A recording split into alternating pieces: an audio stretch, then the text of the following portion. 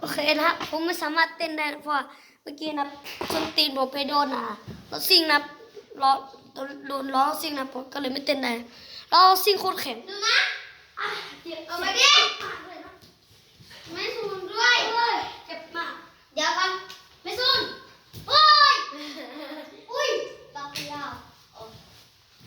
ไม่ได้ปากค่ะมันมากไม่ซูนจ้ะเป็นการจ้ะผมไม่สามารถเต้นได้เพราะว่า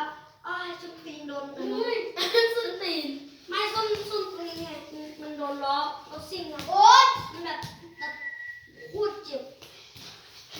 เสียบปาก แข็ง มีผมออกจากปากแล้วนะคะเพราะเรากินอันนี้ เสียบปากครับอยู่นี่มีผมออกจากปากเราเสียบปากครับทุกคนแม่งดิโอ้โหกูตกใจหมดเลยเสียบปากครับ ผมดูจากกล้องนะแต่ก็ไม่เจ็บนะจริงๆก็เจ็บ มา ใส่เลย อีหมูหน่อยอันนี้มวยไทยเฮ้ยแม่งเสียบปากมา ไปเลยว่าคุย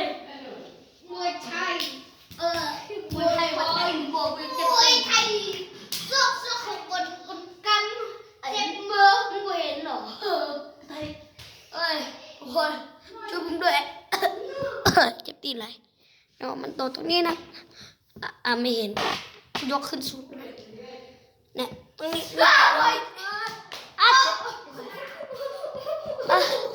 ขอหยุดคลิปกันนะ